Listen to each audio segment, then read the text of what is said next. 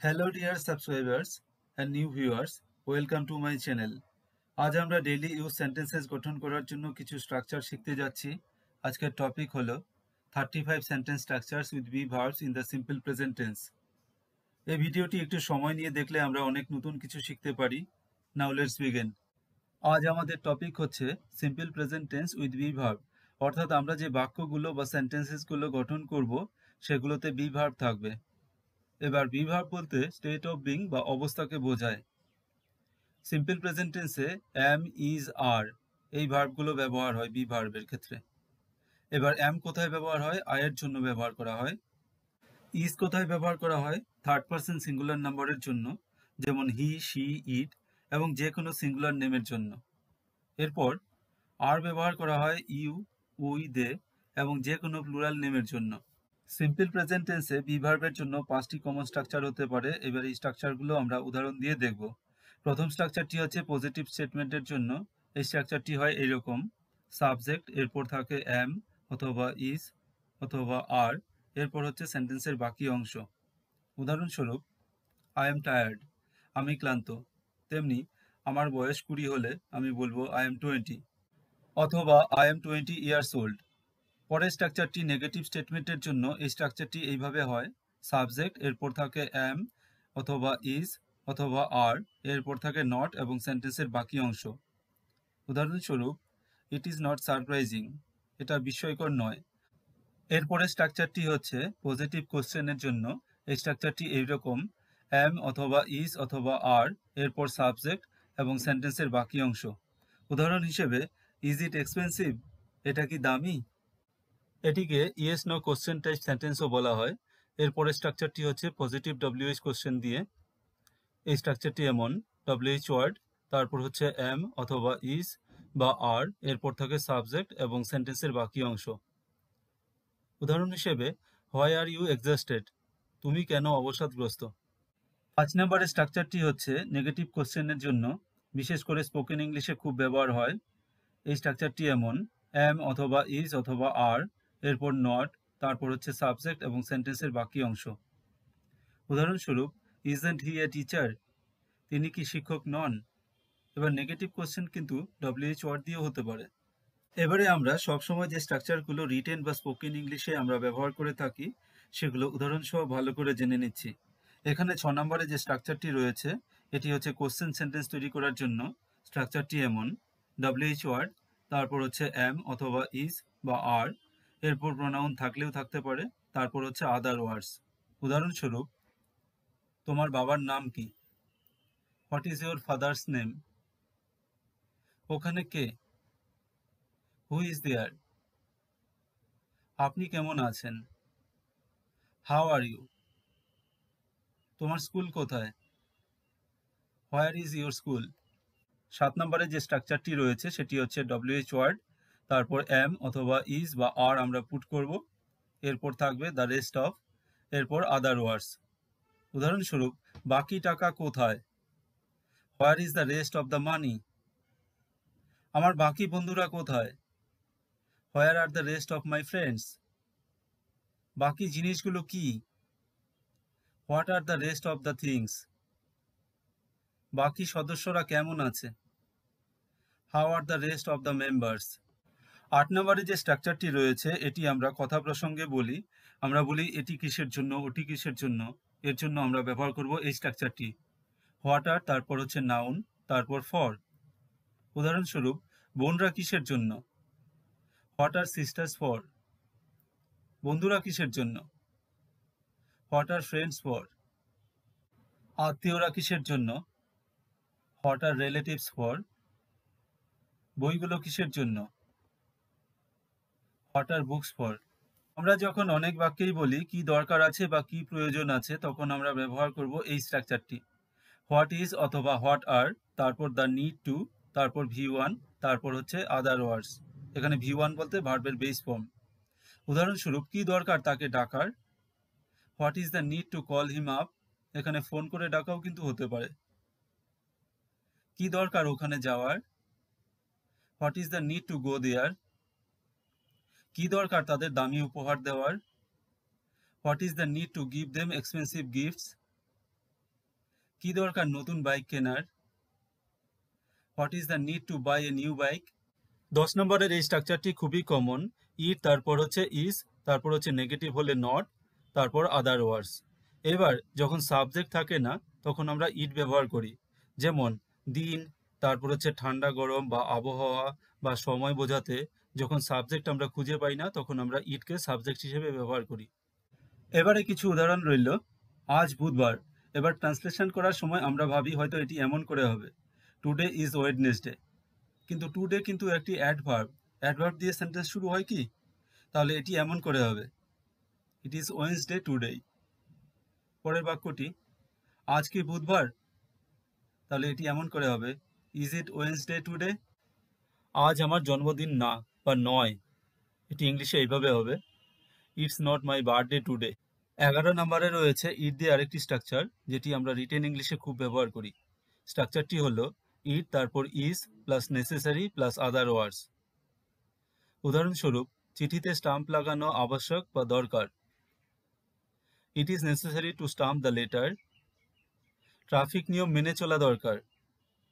It is necessary to obey the traffic rules. দুর্নীতিমুক্ত দেশ গড়া দরকার। It is necessary to make corruption free country. শিক্ষার্থীদের স্বাস্থ্যকর খাবার খাওয়া দরকার। It is necessary that students eat healthy food. 12 নম্বরে যে স্ট্রাকচারটি রয়েছে সেটি হচ্ছে দেয়ার, তারপর ইজ বা আর, এরপর হচ্ছে নেগেটিভ সেন্টেন্সের জন্য নো প্লাস আদার ওয়ার্ডস। উদাহরণস্বরূপ, পার্কের কাছাকাছি একটি এটিএম আছে। There is an ATM near by the park. ওখানে কি কেউ আছেন? Is there anybody there? তার আচরণ নিয়ে অনেক সন্দেহ রয়েছে। There are many doubts about his behaviour. আমাদের দেশে অনেক নদী আছে। There are many rivers in our country. 13 নম্বরে রয়েছে দেয়ার দিয়ে আরেকটি স্ট্রাকচার। স্ট্রাকচারটি হচ্ছে দেয়ার, তারপর ইজ, তারপর হচ্ছে নো যদি নেগেটিভ সেন্টেন্স হয়, এরপর হচ্ছে নিড টু, তারপর হচ্ছে ভি ওয়ান মানে ভার্বের base form plus other words. উদাহরণস্বরূপ, দুশ্চিন্তা করার দরকার নেই। There is no need to worry. সবসময় খেলার দরকার নেই। There is no need to play all the time. দরিদ্রদের সাহায্য করার প্রয়োজন আছে। There is a need to help the poor. ছাত্র জীবনে প্রেম টেম করার দরকার নেই। There is no need to love and all in student life. এখানে প্রেম টেমের জন্য লাভ অ্যান্ড অল ব্যবহার করা হয়েছে। কেউ যদি কোনো বিষয়ে ভালো হয় বা তার স্কিল থাকে তখন আমরা ব্যবহার করব এই স্ট্রাকচারটি, সাবজেক্ট প্লাস এম অথবা ইজ বা আর, এরপর হবে গুড অ্যাট, তারপর যে সাবজেক্টে ভালো সেই সাবজেক্টটি আমরা বসাবো, বা অনেক ক্ষেত্রেই ভার্বের সাথে আইএনজি এই ফর্মটি ব্যবহার করা হয় প্লাস আদার ওয়ার্ডস। উদাহরণস্বরূপ, সে ইংরেজিতে ভালো, বা সে গণিতে ভালো, বা সে রসায়নে ভালো। তো এই ক্ষেত্রে আমরা ব্যবহার করব he is good at English, or he is good at math, or he is good at chemistry.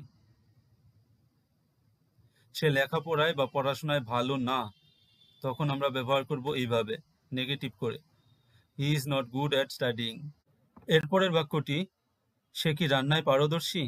তো এর ইংলিশ এইভাবে হবে, is she good at cooking? তারা সাঁতারে পারদর্শী। তো এর ইংলিশ এইভাবে হবে, they are good at swimming. যখন আমরা একটি বড় এরিয়া বা ক্ষেত্রের কথা বলি তখন আমরা ব্যবহার করতে পারি এই স্ট্রাকচারটি, সাবজেক্ট প্লাস এম বা ইজ বা আর, এরপর গুড ইন, তারপর আদার্স। উদাহরণস্বরূপ, সে এই অংশে বা এই ক্ষেত্রে খুব ভালো, তখন আমরা এইভাবে লিখব, he is very good in this area or in this part. আপনি বিদেশি ভাষাগুলোতে ভালো বা দক্ষ, you are good in foreign languages. নৈনিতালের আবহাওয়া ভালো, the weather is good in Nainital. Soma art ক্লাসে ভালো, এর ইংলিশ আমরা এইভাবে লিখতে পারি, Soma is good in art class. যখন আমরা কথায় বা কোনো অ্যানিমেলদের উপর বা কোনো শিশুদের উপর বা কোনো যন্ত্রের উপর বা কোনো মেশিনের উপর ভালো হই তখন আমরা ব্যবহার করব এই স্ট্রাকচারটি, সাবজেক্ট প্লাস এম অথবা ইজ বা আর, এরপর গুড উইথ, তারপর হচ্ছে অন্য সব। উদাহরণস্বরূপ, সে কথায় পটু বা ভালো, এর ইংলিশ হবে এইভাবে, he is good with words. তারা কম্পিউটারে ভালো, they are good with computers. তিনি শিশুদের বা প্রাণীদের প্রতি ভালো। He is good with children or animals. আপনি ভালো যত্নশীল। You are good with hands. এখানে গুড উইথ হ্যান্ডস একটি ইডিয়ম, যার মানে হচ্ছে যত্নশীল। কেউ যদি কোনো কিছুতে ভয় পায় তাহলে আমরা এই স্ট্রাকচারটি ব্যবহার করতে পারি। সাবজেক্ট প্লাস এম বা ইজ বা আর, এরপর হবে অ্যাফ্রেইড অফ, তারপর আদার্স। উদাহরণস্বরূপ, সে আরশোলাকে ভয় পায়। She is afraid of cockroach. আমি আমার শিক্ষকের সাথে কথা বলতে ভয় পাই। I am afraid of speaking with my teacher. যে তার শিক্ষককে জিজ্ঞেস করতে ভয় পায় সে ভালোভাবে শিখতে পারে না। Whoever is afraid of asking his teacher can't learn well. কোনো কিছুতে আসক্ত বোঝাতে আমরা ব্যবহার করব 18 নম্বরের এই স্ট্রাকচারটি হচ্ছে সাবজেক্ট প্লাস এম বা ইজ বা আর, এরপর নেগেটিভ হলে নট, তারপর থাকছে ফন্ড অফ, তারপর ভার্বের সাথে আইএনজি প্লাস আদার্স। উদাহরণস্বরূপ, সে রান্নার অনুরাগী বা আসক্ত। এর ইংলিশ হবে she is fond of cooking. তারা ফুটবল খেলায় অনুরাগী বা আসক্ত। They are fond of playing football. আমি মাংস খেতে পছন্দ করি না বা আসক্ত নই। I am not fond of eating meat. তিনি তার যৌবনের অভিজ্ঞতা বলতে পছন্দ করেন বা আসক্ত। তাহলে এর ইংলিশ হবে he is fond of sharing the experiences of his youth. কোনো কিছুতে ইচ্ছে থাকলে আমরা ব্যবহার করব 19 নম্বরের এই স্ট্রাকচারটি হলো সাবজেক্ট, এরপর থাকছে এম বা ইজ বা আর, তারপর হচ্ছে ডিজায়ারাস অফ, তারপর হচ্ছে ভার্বের সাথে আইএনজি প্লাস আদার ওয়ার্ডস। উদাহরণ হিসেবে, আমার এই মুভিটি দেখার ইচ্ছে আছে। I am desirous of watching this movie. তার একটি নতুন ল্যাপটপ কেনার ইচ্ছে আছে। He is desirous of buying a new laptop. কেন আপনি আপনার বর্তমান চাকরি ছেড়ে দিতে আগ্রহী বা ইচ্ছুক? তো এর ইংলিশ এইভাবে হতে পারে, why are you desirous of leaving your present job. সকলেই সাফল্য কামনা করে। All are desirous of success. কোনো কিছুতে অভিযোগ বা অভিযুক্ত থাকলে আমরা ব্যবহার করব 20 নম্বরের এই স্ট্রাকচারটি, সাবজেক্ট প্লাস এম বা ইজ বা আর, তারপর হচ্ছে অ্যাকিউজড অব, তারপর হচ্ছে ভার্বের আইএনজি প্লাস আদার্স। উদাহরণস্বরূপ, তার বিরুদ্ধে ফোন চুরির অভিযোগ রয়েছে। He is accused of stealing phone. তাদের বিরুদ্ধে কোম্পানির তহবিল অপব্যবহারের অভিযোগ রয়েছে। দে আর অ্যাকিউজড অফ মিসইউজিং কোম্পানি ফান্ডস। তার বিরুদ্ধে খুনের চেষ্টার অভিযোগ রয়েছে। He is accused of attempting murder. তাদের বিরুদ্ধে প্রমাণ জালিয়াতির অভিযোগ রয়েছে। দে আর অ্যাকিউজড অফ ফেব্রিকেটিং এভিডেন্স। এখানে জালিয়াতি মানে হচ্ছে ফেব্রিকেট। কোনো কিছুতে ব্যস্ত থাকা বোঝাতে আমরা ব্যবহার করব এই স্ট্রাকচারটি, সাবজেক্ট প্লাস এম বা ইজ বা আর, এরপর থাকছে বিজি প্লাস হচ্ছে ভার্বের সাথে আইএনজি প্লাস আদার্স। উদাহরণস্বরূপ, সে ফুটবল খেলা নিয়ে ব্যস্ত। He is busy playing football. সবাই ফোনে কথা বলতে ব্যস্ত। All are busy talking on the phone. তারা টিভি দেখতে ব্যস্ত। They are busy watching TV. সে খাবার বানাতে বা রান্নায় ব্যস্ত। She is busy cooking food. কোনো কিছু নিয়ে আবেশ বা আচ্ছন্নে থাকলে তখন আমরা ব্যবহার করতে পারি এই স্ট্রাকচারটি, সাবজেক্ট প্লাস এম বা ইজ বা আর, এরপর নেগেটিভ হলে নট প্লাস অবসেসড উইথ, তারপর ভার্বের সাথে আইএনজি প্লাস আদার্স। উদাহরণস্বরূপ, তুমি একটি মোটর বাইক পাওয়ার ধারণা নিয়ে আচ্ছন্ন। You are obsessed with the idea of getting a motorbike. টাকা নিয়ে মানুষ এত আচ্ছন্ন কেন? এর ইংরেজি হবে why are people so obsessed with money. পরের বাক্যটি, সে সফল হওয়ার জন্য আচ্ছন্ন। He is obsessed with being or getting successful. আপনি কি জেতা নিয়ে আচ্ছন্ন? এর ইংরেজি হবে are you obsessed with winning. 23 নম্বরে যে স্ট্রাকচারটি রয়েছে সেটি আমরা সচেতন বা সতর্ক বা সজাগ বোঝাতে ব্যবহার করতে পারি। স্ট্রাকচারটি হচ্ছে সাবজেক্ট প্লাস এম বা ইজ বা আর, এরপর নেগেটিভ হলে নট প্লাস অ্যাওয়্যার অফ, তারপর হচ্ছে আদার ওয়ার্ডস। উদাহরণ হিসেবে, আমি তার কাজ সম্পর্কে সচেতন। তো এর ইংরেজি হবে I am aware of his doing. আপনি কি সময় সম্পর্কে সচেতন? Are you aware of the time? তারা বিপদ সম্পর্কে সম্পূর্ণ সচেতন। They are fully aware of the dangers. আমরা যে সমস্যার মুখোমুখি হতে পারি সে সম্পর্কে আমরা সচেতন। We are aware of the difficulties we may face. 24 নম্বরে যে স্ট্রাকচারটি রয়েছে, আমাদের যখন কিছু রেগুলার করতে হয় বা কিছু করতে হবে, তখন আমরা এই স্ট্রাকচারটি ইউজ করতে পারি। স্ট্রাকচারটি হচ্ছে সাবজেক্ট প্লাস এম বা ইজ বা আর, এরপর টু, এরপর ভার্বের base form plus other words. উদাহরণস্বরূপ, আমাকে প্রতিদিন ইংরেজি শিখতে হয়। I am to learn English every day. তাদের ফুটবল খেলতে হয়। They are to play football. আমাদের দুপুরে খাবারে ভাত খেতে হয়। We are to eat rice for lunch. তোমাকে কাজটা করতে হয় বা হবে, এর জন্য ব্যবহার করতে পারি you are to do the work. কোনো কিছু হওয়ার সম্ভাবনা আছে বোঝাতে আমরা এই স্ট্রাকচারটি ইউজ করব। সাবজেক্ট প্লাস এম বা ইজ বা আর, এরপর হচ্ছে লাইকলি টু, তারপর হচ্ছে ভার্বের বেস ফর্ম প্লাস আদার্স। উদাহরণ হিসেবে, ট্রেনটি দেরি হওয়ার সম্ভাবনা আছে। The train is likely to be late. এটি সন্ধ্যায় হওয়ার সম্ভাবনা আছে। It's likely to occur in the evening. আমার বাবার এখানে আসার সম্ভাবনা আছে। My father is likely to come here. ভারতের আইসিসি চ্যাম্পিয়ন্স ট্রফি জেতার সম্ভাবনা আছে।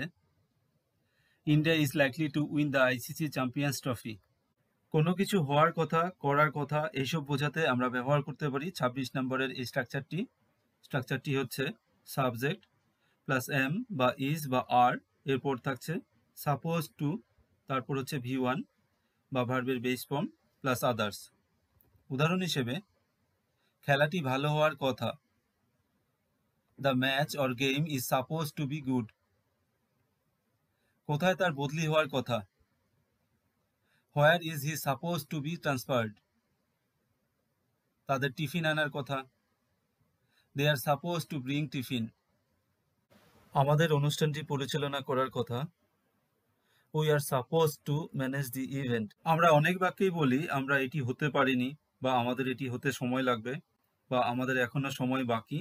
এইসব ক্ষেত্রে আমরা ব্যবহার করব 27 নম্বরের এই স্ট্রাকচারটি।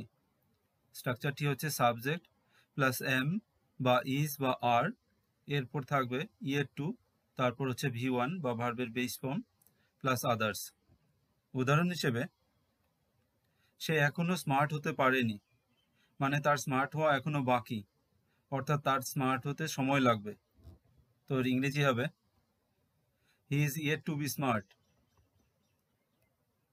আমি এখনো একজন সাবলীল বক্তা হতে পারিনি, এর ইংরেজি হবে I am yet to be a fluent speaker.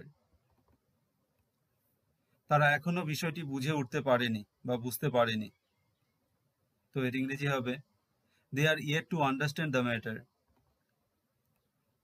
তুমি এখনো একজন ভালো খেলোয়াড় হতে পারোনি, you are yet to be a good player. কোনো কিছু করতে পারা বা করতে সক্ষম বোঝাতে আমরা ব্যবহার করতে পারি 28 নম্বরের এই স্ট্রাকচারটি। সাবজেক্ট প্লাস এম বা ইজ বা আর, এরপর নেগেটিভ হলে নট এবল টু বা আনএবল টু এমনও আমরা লিখতে পারি। তারপর হচ্ছে V1, এরপর হচ্ছে আদার ওয়ার্ডস। উদাহরণ হিসেবে, তারা এই কাজটি সুন্দরভাবে করতে সক্ষম। They are able to do this work beautifully. আমি আজ এই কাজ করতে অক্ষম। আমরা এভাবে বলতে পারি I M unable to do this today. তিনি সবজির স্যুপ রান্না করতে সক্ষম। She is able to cook vegetable soup. আমরা হকি খেলতে অক্ষম। We are not able to play hockey. আমরা অনেক বাক্যেই বলি আমরা প্রায় শুরু করতে চলেছি বা আমরা শুরু করতে চলেছি, আমরা প্রায় শেষ করতে চলেছি বা আমরা শেষ করতে চলেছি। তখন আমরা ব্যবহার করতে পারি এই স্ট্রাকচারটি। সাবজেক্ট প্লাস এম বা ইজ বা আর, এরপর নেগেটিভ হলে নট, আর নেগেটিভ যদি না থাকে তাহলে শুধু অ্যাবাউট টু প্লাস হচ্ছে V1 বা ভার্বের বেস ফর্ম প্লাস আদার্স। উদাহরণ হিসেবে, তারা প্রায় শেষ করতে চলেছে, এর ইংলিশ হবে they R about to finish. এরপর আমি আমার পড়া শুরু করতে চলেছি, এটি ইংরেজিতে এভাবে আমরা বলতে পারি I am about to start my reading. আপনি আপনার গন্তব্যে প্রায় পৌঁছাতে চলেছেন, you are about to reach your destination. তিনি তার বক্তব্য প্রদান করতে চলেছেন। He is about to deliver his speech. সম্পূর্ণ বা পুরোপুরি দিয়ে বাক্য থাকলে আমরা ব্যবহার করতে পারি এই স্ট্রাকচারটি, সাবজেক্ট প্লাস এম বা ইজ বা আর, এরপর নেগেটিভ হলে নট, প্লাস ফুললি বা কমপ্লিটলি, প্লাস আদার্স। উদাহরণস্বরূপ, তার চুল সম্পূর্ণ বা পুরোপুরি বাদামি। Her hair is fully or completely brown. এই এলাকাটি সম্পূর্ণ বা পুরোপুরি সিসিটিভির নজরদারিতে রয়েছে। This area is fully under CCTV surveillance. মেশিনটি সম্পূর্ণ বা পুরোপুরি স্বয়ংক্রিয়। The machine is fully automatic. এটা সম্পূর্ণ বা পুরোপুরি আপনার উপর নির্ভর করে। It's completely up to you. আমরা অনেক বাক্যেই বলি আমি একমাত্র, বা তুমি একমাত্র, বা সেই একমাত্র। এইসব বাক্যগুলোর ক্ষেত্রে আমরা ব্যবহার করতে পারি এই স্ট্রাকচারটি, সাবজেক্ট প্লাস এম বা ইজ বা আর, এরপর থাকবে দি অনলি ওয়ান, তারপর সেন্টেন্স। উদাহরণ হিসেবে, সেই একমাত্র যার সাথে আমি কথা বলি। He is the only one whom I talk to. তুমি একমাত্র যে সময় মতো আসে। You are the only one who comes on time. আমি একমাত্র এখানে কাজ করি। I am the only one who works here. সেই একমাত্র যে আমাকে সঠিকভাবে বোঝে। She is the only one who understands me properly. আমরা অনেক বাক্যেই বলি তুমি কারো থেকে কম নও, বা এটি কারো থেকে কম নয়, মানে দ্বিতীয় নয়, একদম সমান। তো এর ক্ষেত্রে আমরা ব্যবহার করব এই স্ট্রাকচারটি, সাবজেক্ট প্লাস এম বা ইজ বা আর, এরপর থাকবে সেকেন্ড টু নান, তারপর ইন প্লাস আদার্স। উদাহরণ হিসেবে, বুদ্ধিমত্তায় তুমি কারো থেকে কম নও। You are second to none in intelligence. সৌন্দর্যে সে কারো থেকে কম নয়। She is second to none in beauty. মিথ্যে বলায় সে কারো থেকে কম নয়। He is second to none in telling lies. স্বাদে এটি কারো থেকে কম নয়। It is second to none in taste. কোনো কিছু বরদাস্তের বাইরে এমন বাক্য থাকলে আমরা ব্যবহার করতে পারি এই স্ট্রাকচারটি, সাবজেক্ট প্লাস এম বা ইজ বা আর, এরপর থাকবে আউট অফ লাইন। উদাহরণস্বরূপ, তোমার এই আচরণ বরদাস্তের বাইরে। This behaviour of yours is out of line. তার মিথ্যা বলার অভ্যাস বরদাস্তের বাইরে। His habit of telling lines is out of line. তাদের কথা বলার ধরন বরদাস্তের বাইরে। দেয়ার way of speaking is out of line. ছাত্রদের রুক্ষ বা রুদ্র আচরণ সব শিক্ষকের বরদাস্তের বাইরে। তো এর ইংরেজি আমরা এভাবে করতে পারি, rude behaviour by students is out of line of all teachers. কোনো কিছু পাওয়া আমাদের নাগালের বাইরে থাকলে আমরা ব্যবহার করতে পারি এই স্ট্রাকচারটি, সাবজেক্ট প্লাস এম বা ইজ বা আর, এরপর থাকবে আউট অফ সামওয়ানস রিচ। উদাহরণস্বরূপ, এই বাইকটি কেনা আমার নাগালের বাইরে। Purchasing this bike is out of my reach. Laptop কেনা আমার নাগালের বাইরে। Buying a laptop is out of my reach. এই পরিস্থিতি সামলানো তার নাগালের বাইরে। To manage this situation is out of his reach. দল সাজানো তাদের নাগালের বাইরে। Arranging a team is out of their reach. সবশেষে 25 নম্বরে থাকছে আমরা বাক্যে যখন বলি এই সময় তো এটি হয়, এই সময় তো তারা এটি করে। এই ধরনের বাক্যের ক্ষেত্রে আমরা ব্যবহার করতে পারি এই স্ট্রাকচারটি, দিস ইজ ওয়েন, এরপর হচ্ছে প্রেজেন্ট ইনডিফিনিট টেন্সের যে সেন্টেন্স। উদাহরণ হিসেবে, এই সময় তো সে এখানে আসে বা যায়। This is when he comes or goes there. এই সময় তো আমরা মাঠে খেলি। This is when we play in the ground. এই সময় তো সে প্রতিদিন বাড়িতে যায়। This is when he goes home every day. এই সময় তো আমরা প্রতিদিন ভাত খাই। This is when we eat rice every day. সবশেষে বলবো, এই স্ট্রাকচারগুলো দিয়ে আমরা প্রচুর সিম্পল প্রেজেন্ট টেন্সের সেন্টেন্সেস তৈরি করতে পারি। এবার আমাদের প্র্যাকটিসের পালা। Thanks for watching, have a great day.